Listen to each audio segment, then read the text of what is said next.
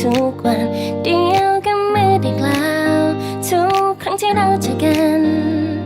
เวลาจะมาแค่ไหนก็ไม่เคยพอไม่รู้อะไรที่ทำให้เราเข้ากันแบบนี้ทุกเรื่องก็ดูเหมือนเธอเข้าใจฉันไม่ต้องพูดอะไรเธอก็รู้ว่าชอบอะไรจะหาแบบเธออีกคนได้ที่ไหน